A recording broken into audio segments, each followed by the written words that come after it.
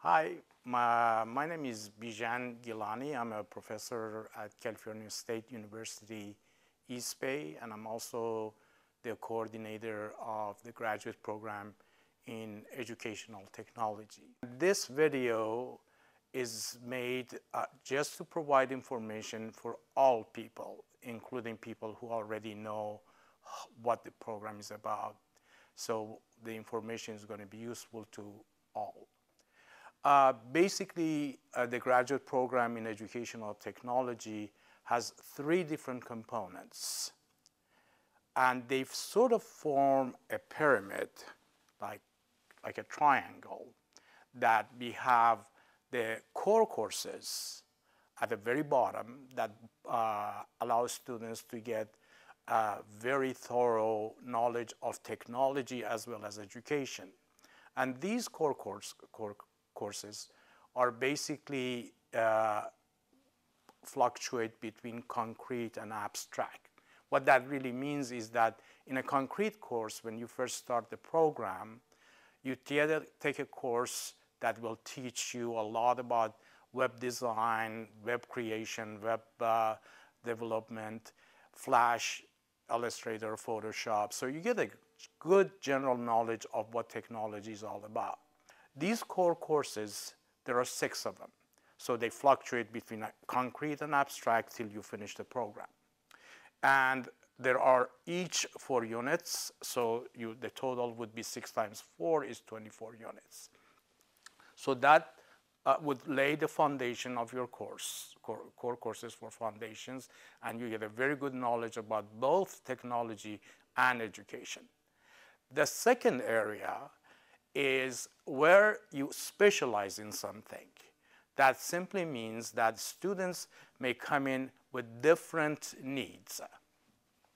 Some people may come in and say, well, I want to specialize in educational technology. Some people may come in and say, I want to specialize in instructional design, web-based learning, or e-learning, or broadcasting live to other campuses, or sometimes they want to work just in a school district as a lead person, so they may want to get into the leadership aspects of technology. So there are a variety of choices for the students, and here is where the department does not force the students to take specific courses.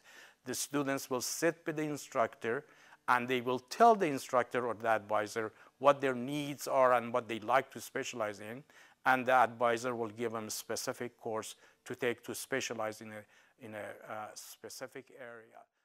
And then based on the area that you specialize in, eventually you talk to your advisor and you start working your master's degree project, which is obviously related to the area that you specialize in. Obviously, some students have a choice of choosing a thesis.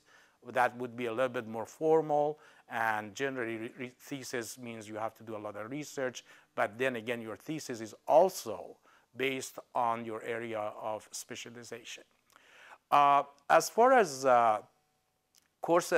instruction is concerned, there are all kinds of modes of instruction. For example, we have some courses that are totally online. We have some courses that are totally online, and we have some courses that are hybrid, and there are some courses that are being delivered live to other campuses, so we broadcast. And of course, we have courses that are in the computer lab. So when students come to the program, they get to learn how to do different modes of instruction: one-on-one, online, total online, or a hybrid, which means part of it is online and part of it is on the web or online. And also, all the core courses that we teach so far, it has been broadcasted live to Concord campus. One of the things that we do in the class, there are 2 different things we do in all core classes. One is we podcast the lectures. That means you can take that podcasting and open it up with iTunes and then put it on your MP3 player and listen to it again if you want. And if you change, for example, some aspects of the instruction, then you can come back and talk to the instructor that, that part of the lecture was not very clear, and I would like you to tell me something about this so I can change my ideas about my project. And that most of the courses are hybrid. What that really means is that we do some courses online, some hours, some sessions online, and the rest of it is in person. And because this is an educational program and we deal with a lot of educators and teachers, we would like to have in-person classes because we model our instructional design for the students as we teach. So every time we are teaching a different theoretical level, we try to create the same situation in teaching modes so that students would actually experience that quite well. And as far as faculty is concerned, all full-time faculties in the program, they have a doctorate in educational technology leadership. And the part-time faculty, some of them, of course, do have a PhD in the field, but we try to invite people who specialize in a specific area. Basically, every student has a faculty member as an advisor, and you constantly talk to the advisor what you should be doing next. In fact, the first day that you meet with the coordinator of the program, which is me, I have an advising forum that we sit down together as sort of plan out the whole program. So as far as faculty is concerned, they're highly qualified. And to be very frank with you, the two faculty in the program are the most published faculty at the university, very close to 50 publications, which would include journals as well as books. In fact, I have written a book that is called Learning Theories and the Design of E-Learning Environment, and it is in the in the third print now.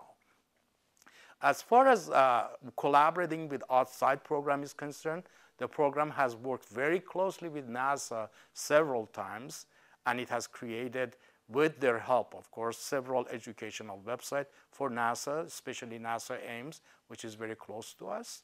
And then at the present time, I'm working with Cisco, and we are creating something called remote supervision, which we supervise students who are far away from the main campus, for example, in Pittsburgh or Antioch or places like that. The program has also worked with IBM and some other major international universities, for example, in Australia, in Kenya, and some other countries. And the collaboration, we feel that it is extremely important. Now, in order for you to apply to the program, there are some prerequisites that before you can apply. Number one, you have to have a BA degree before you can apply to the program.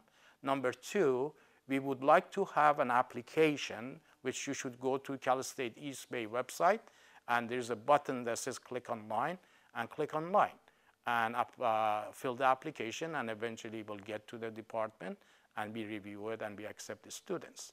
Now, as far as students are concerned, what kind of jobs they're going to be getting in the future, they could be working for web-based learning companies. They could be working for school district as a leader, technology leader. They could be working for people who are doing online teaching and learning.